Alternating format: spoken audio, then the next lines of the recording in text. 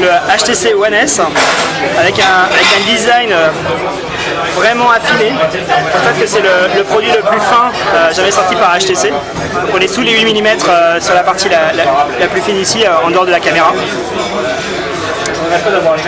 On va retrouver un écran qui est en 4,3 pouces avec l'ensemble de la proposition qu'on a décrite sur le HTC One X.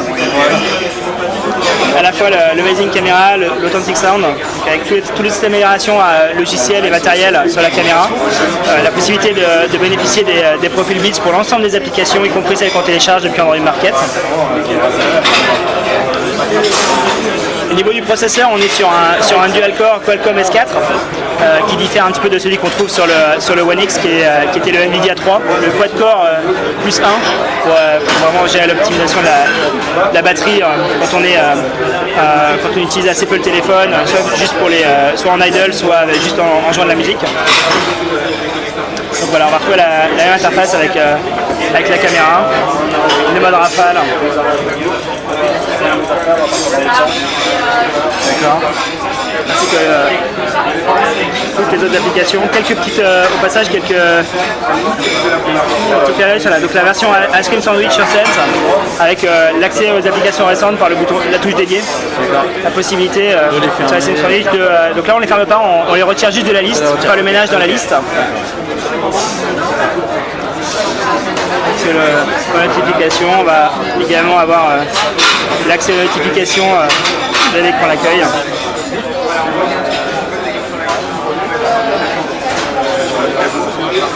Sinon, vraiment en termes de fonctionnalité, on est sur quelque chose de très similaire. Tout à fait. Donc, sur les deux produits, une fois qu'on a pris les photos de qualité, on a envie de les partager. Donc pour les réseaux sociaux, on a aussi la possibilité de uploader sur Dropbox. On a un partenariat particulier qui fait qu'on a une intégration qui permet par exemple d'aller attacher des pièces jointes sans avoir à vraiment à les télécharger, à les uploader. Non pas uniquement depuis Dropbox via le mail, mais également depuis l'email, de dire j'attache un fichier et d'aller le sélectionner dans l'arborescence Dropbox. On va retrouver Dropbox aussi dans la galerie pour naviguer dans les photos, les vidéos qu'on a pu prendre. Et les clients qui se connectent depuis un téléphone de la famille One vont bénéficier d'un bonus de 23 Go pendant 2 ans. C'est que pour les One ou c'est pour tous les mobiles HTC Android? C'est pour les nouveaux produits sur Sense 4. Sous Sense 4, ok d'accord. C'est combien de gigas par mois? C'est un bonus de 23 Go. Encore plus des 2 Go qui sont disponibles pour tout le monde, ça fait 25. Pas mal. Voilà, pendant 2 ans. Ok. Sachant qu'on a aussi l'intégration avec SkyDrive, si on est fan de SkyDrive, on a aussi la possibilité d'avoir 25 Go sur SkyDrive. Okay. Oh, donc c'est pas exclusif à Dropbox? Non, mais Dropbox c'est plus particulier parce que c'est vrai que c'est un bonus qui est propre à HTC alors que sur SkyDrive l'ensemble des clients ont 25 Go. Ouais, d'accord. On a une nouvelle interface aussi pour les contacts. Avec une photo qui est tout en largeur. Évidemment, c'est synchronisé avec les différents réseaux sociaux. Donc ouais, donc ça c'est quelque chose qui est dans Sense depuis quasiment le début. Voilà. Alors c'est juste la vue là qui est plus sympa pour faire une part plus belle là également à la photo, aussi dans le carré d'adresse. Ok. Et on peut revoir un petit peu le design qui est très sympathique. C'est un appareil assez fin. Au niveau du revêtement. Donc on est sur un unibody en lalu sur lequel il y a un revêtement qui a été appliqué avec vraiment un mécanisme particulier où le métal est porté à très très haute température et on va déposer des pigments qui vont permettre de créer un revêtement en céramique.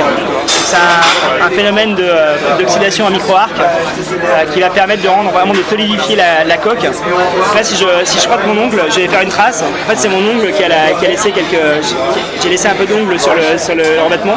Je vais pouvoir l'effacer et le nettoyer comme ça. D'accord.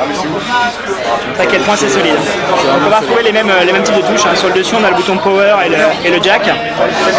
En dessous, on va juste avoir le micro. Côté droit, on a le volume up, volume down. Et côté gauche, on a le port micro SD. On va pouvoir connecter sur un dock. Donc là, on n'a pas de. Donc sur le One X, on avait des 5 pins Pogo qui permettaient de le déposer pour charger et router le son sur le haut-parleur du dock. Sur ce produit-là, on va être avec un mode d'appairage en Bluetooth, un peu comme sur le Rime, avec en plus donc une prise micro USB pour charger quand on est sur le dock. Ok, merci beaucoup.